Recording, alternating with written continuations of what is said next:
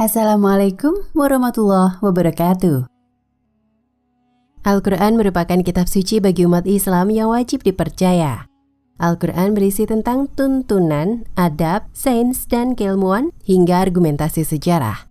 Salah satu argumentasi sejarah yang diisyaratkan Al-Quran adalah mengenai Hawariyun atau biasa dikenal dengan sebutan murid-murid Nabi Isa alaihi salam.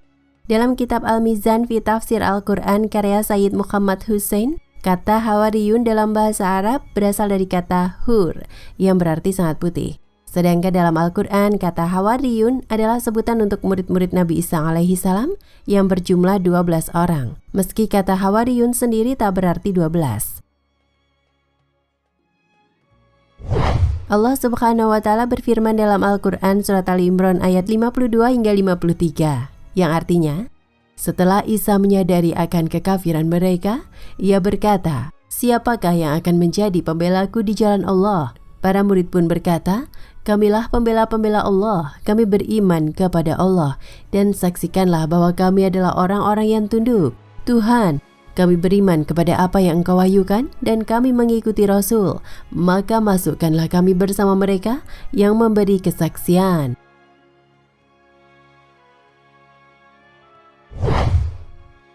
Kata Hawariyun yang disebutkan dalam ayat tersebut, menurut Musaddiq Marhaban dalam bukunya berjudul Yudas Pengkhianat atau Penyelamat, menjabarkan para pakar tafsir berbeda pendapat mengenai makna kata tersebut.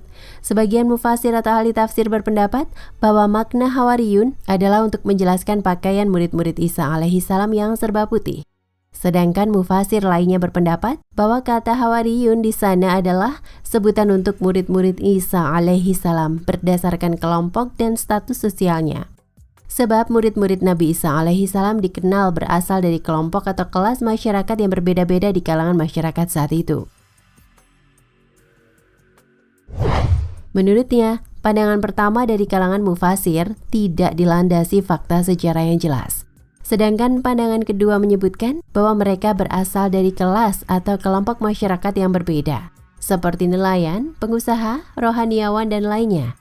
Lebih lanjut dia menjabarkan sebab dan fungsi penyampaian kisah Hawariyun dalam Al-Quran. Tampak bahwa penjelasan kisah Hawariyun ini sebenarnya bukan sekedar pembuktian tentang keberadaan mereka sebagai kelompok yang pernah membantu Nabi Isa alaihi salam dalam menjalankan misi kerasulannya.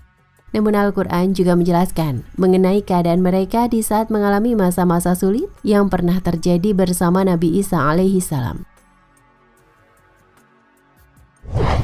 Tujuan utama pemberitaan Al-Quran adalah untuk menceritakan kembali tentang pilihan yang telah diambil Hawariyun ketika dihadapkan pada suatu kondisi yang sulit. Saat itu, Hawariyun telah diminta untuk menunjukkan komitmen iman dan kesetiaan di dalam merespon permintaan yang disampaikan Isa alaihi salam. Jawaban Hawariyun sebagaimana yang termaktub dalam Al-Quran di surat Ali Imran pada ayat yang telah disebutkan tadi. Hal itu membuktikan bahwa redaksi Al-Quran membantah tuduhan dalam kitab-kitab Injil yang menyatakan bahwa murid-murid Yesus atau Isa alaihi salam telah kabur di saat Yesus membutuhkan bantuan mereka. Dari beberapa catatan tentang Hawariyun, diambil kesimpulan bahwa jumlah Hawariyun sekitar 12 orang. Adapun para Hawariyun tersebut adalah Andaria bin Yunus adalah murid Nabi Yahya alaihi salam yang selanjutnya mendedikasikan diri untuk membantu dakwah Nabi Isa alaihi salam. Beliau menjadi hawari pertama Nabi Isa alaihi salam.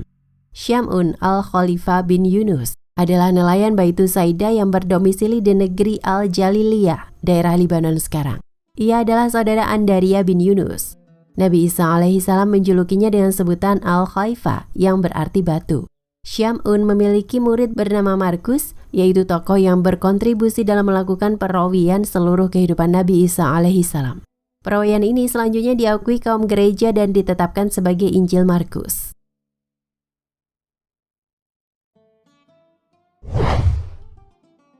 Yakub bin Zabdiyah adalah nelayan Baitu Saida yang diambil sumpah setia sebagai hawari oleh Nabi Isa alaihi salam bersama saudaranya Yahya bin Zabdiyah di pesisir Danau Janisrah. Nabi Isa alaihi salam memberi julukan kepada anak-anak Zabdiyah dengan sebutan Bani Ar-Ragas atau sebutan anak-anak guru atau anak amarah. Yahya bin Zabdiyah adalah nelayan Baitu Saida yang kemudian menjadi hawari paling masyhur karena beberapa karyanya, yaitu Perawian kehidupan Nabi Isa alaihi salam yang selanjutnya diakui kaum gereja dan ditetapkan sebagai Injil Yahya. 2. Penulisan kitab Wahyu. 3. Pencatatan kabar berita tentang kedatangan Nabi akhir zaman dengan ciri-ciri memiliki pedang bermata dua, memiliki kendaraan tunggangan berwarna putih, memiliki umat yang dimuliakan dengan kitab Al-Quran, berada di negeri keselamatan baru yang memiliki Ka'bah, yaitu Mekah. Falifi Al-Jalili adalah penduduk biasa yang menetap di negeri Al-Jalili.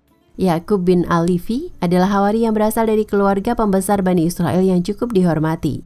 Ia terkenal karena komitmennya menyeru Bani Israel agar mereka memakan makanan yang halal dan baik. Mataya Alawi bin Al-Lifi adalah pemungut pajak yang melakukan perawian atas kehidupan Nabi Isa alaihi salam. Perawiannya diakui kaum gereja dan dikenal sebagai Injil Mataya. Ia bersama Yusuf ibnu Nabas termasuk ke dalam kelompok para penulis wahyu. Yusuf ibnu Nabas al-Hawari adalah hawari yang tidak kalah pentingnya di kalangan pengikut Nabi Isa alaihi salam. Beliau adalah seorang yang kaya raya lagi dermawan, berasal dari Bani Israel suku Lawi.